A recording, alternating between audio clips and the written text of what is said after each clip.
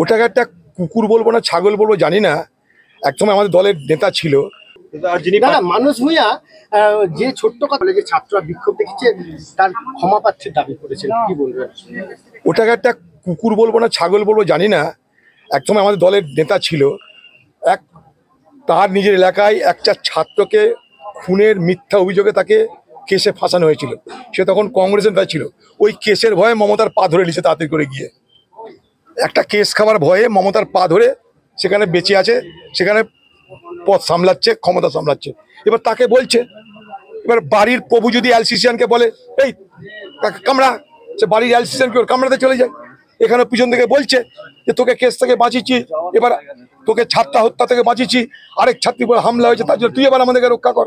সে এবার অ্যালসিসিয়ান যেমন কুকুর প্রভুর কথায় লাফায়, সে যেমন লাফাচ্ছে। দেখুন, সিবিআই দাবি করার আগে তার পরিবার একটা কথা বলেছে, আমরা বাংলার পুলিশের উপর ভরসা রাখছি, বাংলার পুলিশের কাছে আস্থা রাখছি, কারণ মুখ্যমন্ত্রী বলেছেন বিচার দেবে, তাই তার পরিবার কিন্তু আস্থা রেখেছে। যদি সেই আস্থা তাদের ব্যর্থ হয়, তারা যদি সত্যিকারের বিচার না পান, তখন তারা অন্য কিছু ভাববেন। কিন্তু তামান্নার মা আজও পর্যন্ত একটু আগেই বলেছে যে এখনো পর্যন্ত পশ্চিমবঙ্গের পুলিশের উপর তার আস্থা আছে, যদি না পাই তখন অন্য কিছু ব্যবস্থা নেবে। তার জন্য সে কি বলছে, আমি অনশন করব, অবস্থান করব, আমি আন্দোলন করব। আমার একটা মাত্র শিশু, একটা মাত্র কোলের শিশু আমার সামনে শুধু আমার মা বলে শেষ হয়ে গেল। সে তার আমি বিচার চেয়েছি। কি অন্যায় কাজ চেয়েছি? কিছু তো অন্যায় চাইনি।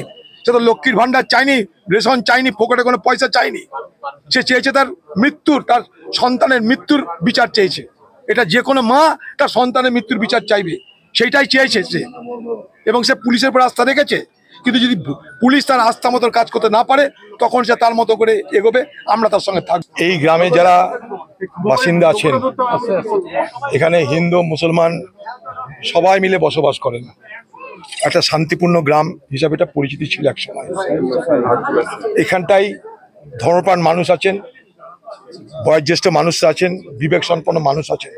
সবাই জানছে যে একটা বাচ্চা মেয়ে, 9 বছর যার বয়স, ক্লাস 4-এ পড়ে, একটা ফুটফুটে সুন্দর একটা বাচ্চা, তাকে এইভাবে নৃশংসভাবে খুন যারা করতে পারে, তারা কখনো মানুষ হতে পারে না, তারপর শয়তান। এই গ্রামে সেসব শয়তানরা বসবাস করেছে। এসব শয়তানের আক্রমণে তামান্নার মতন ফুলের মতন মিষ্টি একটা মেয়েকে অকালে আমাদের হারাতে হলো।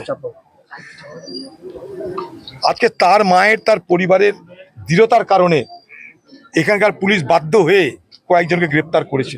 বাঁচানোর চেষ্টা করেও পারেনি। বাঁচানোর চেষ্টা করেছিল এখানকার এসপি নিজে, কারণ সে বলেছিল এটা একটা দুর্ঘটনা, আমাদের দুর্ঘটনা বলে মনে হচ্ছে, এটা তেমন কোনো ব্যাপার না বলে ব্যাপারটাকে হালকা করার চেষ্টা করেছিল, ব্যাপারটাকে গুলিয়ে দেওয়ার চেষ্টা করেছিল।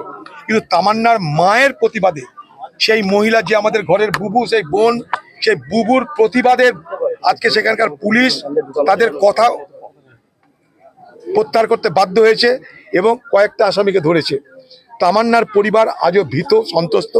তাদের আশঙ্কা তাদের উপরে আবার হামলা হতে পারে, কারণ দুর্বৃত্তের দল, তাদের কয়েকজন দুর্বৃত্ত ধরা পড়লেও বাকি শয়তান যারা আছে তারা ঘুরে বেড়াচ্ছে। তাই তাদের গ্রেপ্তার করার জন্য তার মা দাবি করছে। তার মা, তার পরিবার অত্যন্ত আতঙ্কিত। আমরাও তাদের গ্রেপ্তারের জন্য দাবি করব এবং এই হত্যাকাণ্ডের প্রকৃত বিচার হোক, তার জন্য বাংলার মুখ্যমন্ত্রী দাবি করব। আমার আরেকটা দাবি বাংলার মুখ্যমন্ত্রীর কাছে, বাংলার মুখ্যমন্ত্রী মমতা ব্যানার্জির কাছে আমার দাবি, এই এলাকার মানুষ আপনার পার্টির লোককে জিতিয়েছে, এখানটাই এমএলএ করেছে। সেই এলাকার একটা বাচ্চা শিশু, 9 বছরের বাচ্চা শিশু, ফুলের মতন শিশু একটা, তাকে হত্যা হতে হয়েছে। তার পরিবার কাঁদছে। তার বাবা বিদেশে গিয়ে মাথার ঘাম পায়ে ফেলে রোজগার করে মেয়েকে বড় করতে চেয়েছিল, তাই তাদের নাম দিয়েছিল তামান্না। তামান্না মানে আশা, তামান্না মানে স্বপ্ন। সে স্বপ্ন পূরণের চেষ্টা তামান্না করেও পারেনি, কারণ ঘাতকদের আক্রমণে তাকে চলে যেতে হয়েছে এই জগৎ ছেড়ে, এই দুনিয়া ছেড়ে। তাই বাংলার মুখ্যমন্ত্রী, আপনার কাছে আমার দাবি, আপনি অন্তত তামান্নার পরিবারের কাছে এসে তাদের সঙ্গে মিলিত হন, তাদের কাছে শুনুন তারা কি দাবি করছে জানুন, তবে একটা বাংলার মুখ্য দায়িত্ব পালন করা হয়। এই এলাকার মানুষ কয়েকদিন আগে আপনার পার্টিকে জিতিয়েছে, তাই আপনার এটা নৈতিক দায়িত্বের মধ্যে পড়ে। এই তামান্না মতন ফুলের মতন একটা শিশু, 9 বছরের শিশু, সে বাংলার একজন সন্তান, বাংলার একটা ঘরের মেয়ে। তার এই মৃত্যুর কারণে তার পরিবারের প্রতি সমবেদনা জানাতে টিভিতে নয়, আপনার সমাজ মাধ্যমে নয়, তাদের বাড়িতে এসে তাদের দুঃখ, যন্ত্রণা, ক্ষোভ তাদের বুকের আর্তনাদের কথা আপনার শোনা উচিত বলে আমি মনে করি। বাংলার মুখ্যমন্ত্রী, আপনাকে এদের বাড়িতে আসতে হবে, এই দাবি আমাদের থাকলো। বাকি এই পরিবারের ভালো মন্দের সঙ্গে আমরা সবাই জড়িত থাকব।